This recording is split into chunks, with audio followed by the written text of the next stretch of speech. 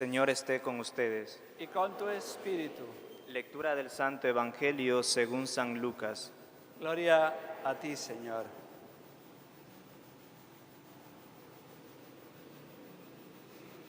En aquel tiempo solían acercarse a Jesús todos los publicanos y los pecadores a escucharlo, y los fariseos y los escribas murmuraban diciendo: Ese acoge con ellos. Jesús les dijo esta parábola: ¿Quién de ustedes que tiene 100 ovejas y pierde una de ellas, no deja las 99 en el desierto y va tras la descarriada hasta que la encuentra? Les digo que la misma alegría tendrán los ángeles de Dios por un solo pecador que se convierta.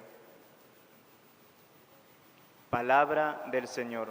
Gloria a ti, Señor Jesús. Pueden tomar asiento.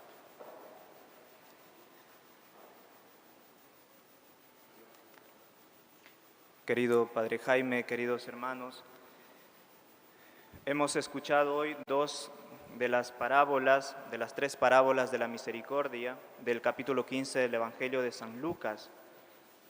Y en esta parábola, de estas parábolas, pues me quiero fijar sobre todo en la parábola de la oveja perdida, ¿no? Se trata pues eso, de una ovejita que se ha escapado del rebaño, se ha alejado del pastor y se ha extraviado, se ha perdido, ¿no?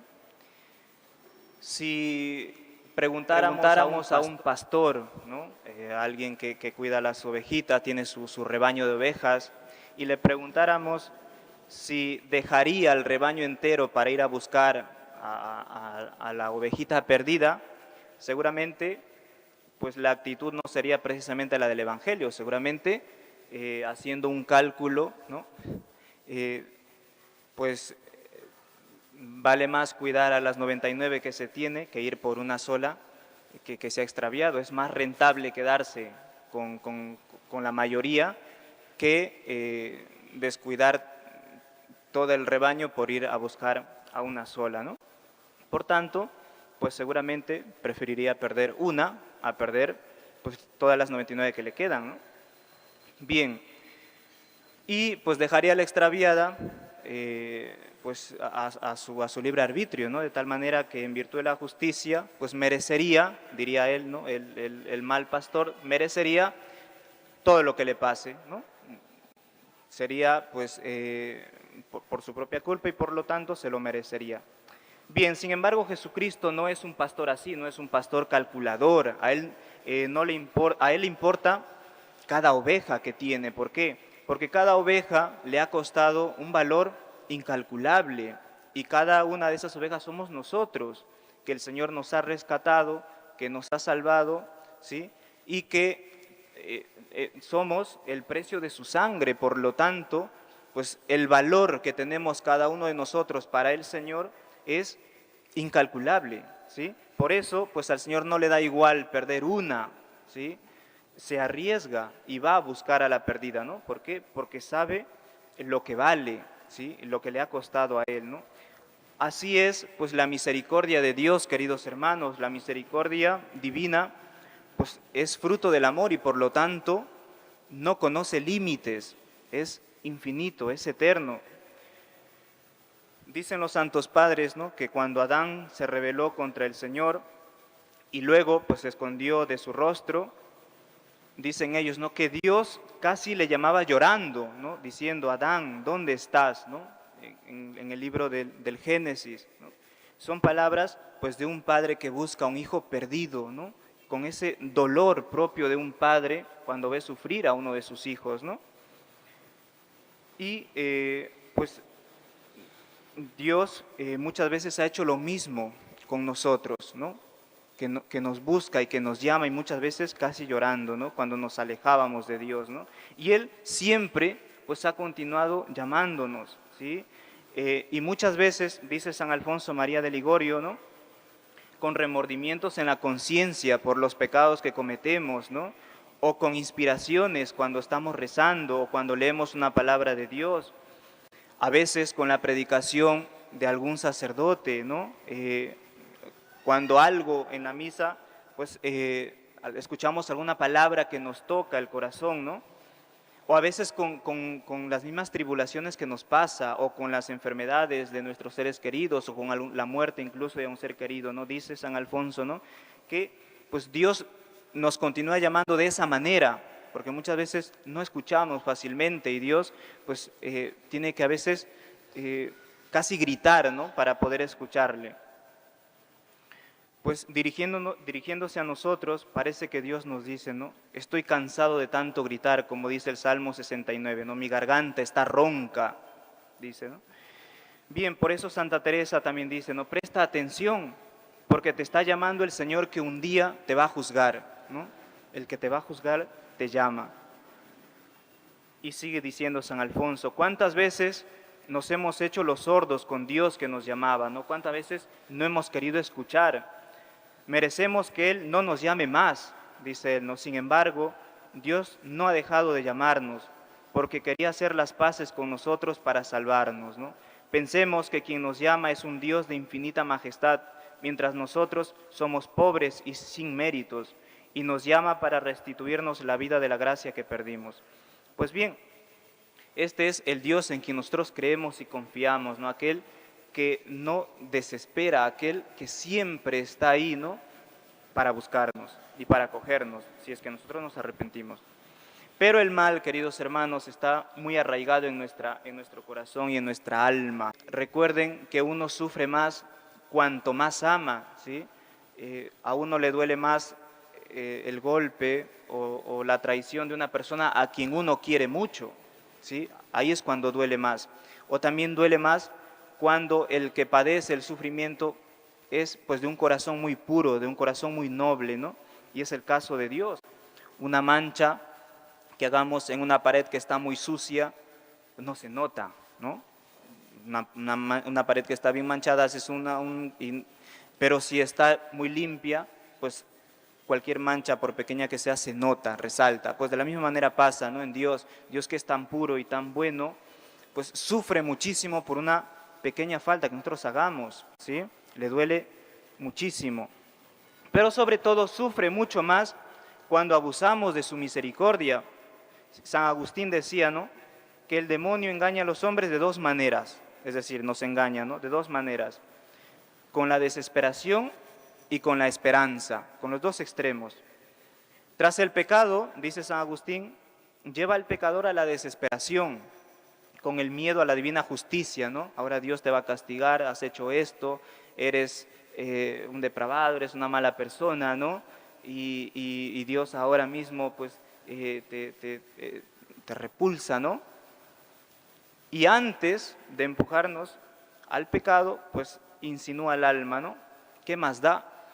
Si aunque peques, Dios te va a perdonar, ¿no? Entonces, nos tienta de las dos maneras, antes y después. Antes, pues con la falsa esperanza de que hagamos lo que hagamos, a Dios no le afecta, no le duele, y por lo tanto, pues podemos pecar deliberadamente, y después, pues con esa conciencia, ¿no?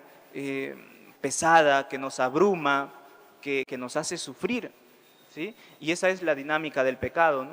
Así es como nos tienta el demonio. Y cada pecado, pues, tiene siempre este dilema, ¿no?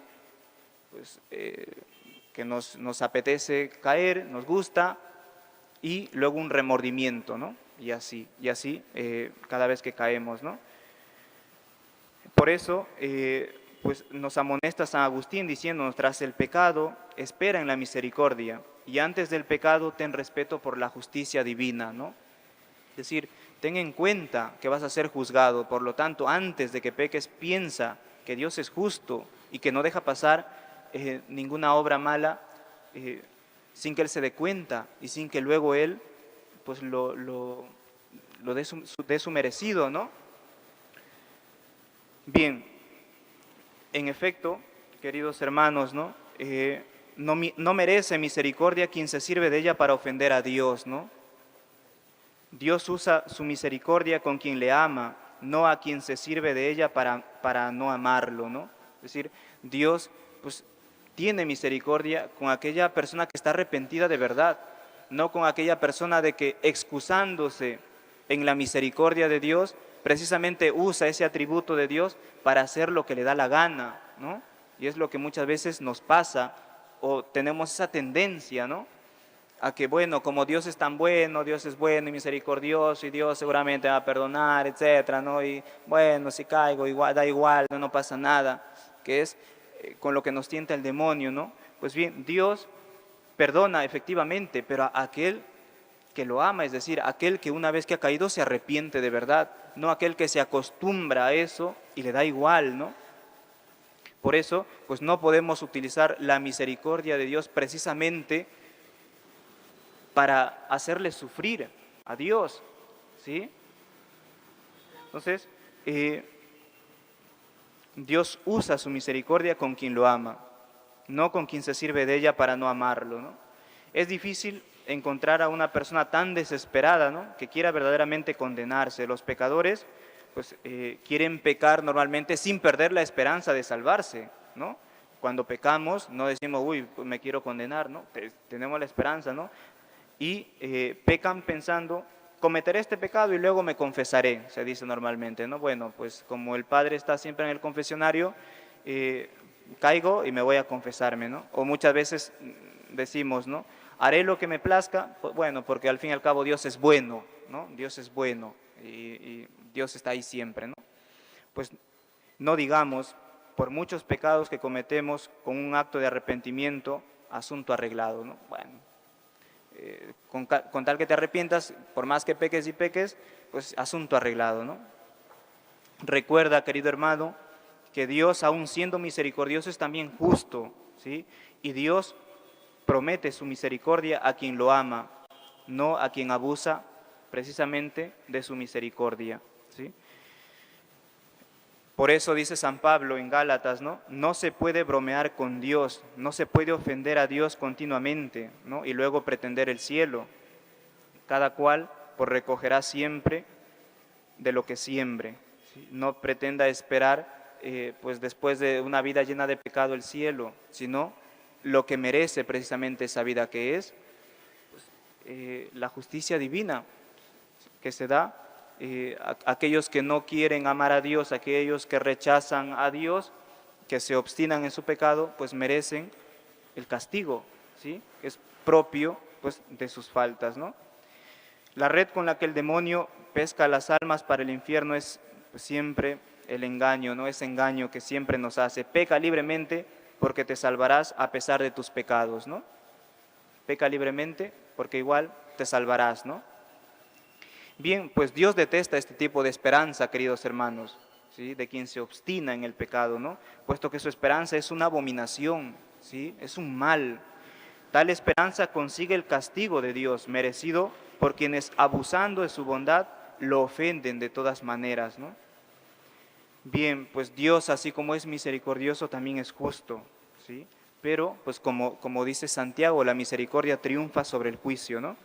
La misericordia pues va más allá de la justicia, y si uno realmente, ¿sí?, pues se pone en los brazos de Dios, se pone bajo la protección de Dios, va a alcanzar misericordia, pero ese arrepentimiento tiene que ser sincero, ¿sí?, no tiene que ser pues farisaico, hipócrita, ¿no?, que es a lo que tendemos muchas veces, ¿no? Pues bien, queridos hermanos, hoy es un día para agradecer a Dios por habernos llamado, ¿no? Porque dice Él, ¿no?, muchos son los llamados, pocos los escogidos. Pues a nosotros nos ha hecho mucho bien, nos ha dado muchas cosas, y entre otras, pues nos ha perdonado las muchas faltas que tenemos, ¿no? Nos ha dado la gracia de la conversión y nos da cada día la oportunidad, pues eso, de buscar el perdón en la confesión, ¿no? Hoy día también es un día para gracias, ¿no?, por todos los sacerdotes que son instrumentos de la misericordia de Dios, ¿no? Dios se sirve de ellos para purificar nuestra alma, ¿no? Y pidámosle sabiduría, ¿no?, a Dios, para no caer precisamente en esta desesperanza por nuestras muchas faltas, ¿no?, de pensar que ya todo está perdido, que todo está arruinado, ¿no? Confiar en Dios, pero tampoco caer en esa falsa esperanza de decir, pues que haga lo que haga, a Dios le da igual, igual me va a perdonar y igual voy a ir al cielo, etcétera, ¿no? pues ninguno de los dos extremos, ¿no? Ni perder la esperanza, pero tampoco caer en esa falsa esperanza, ¿no?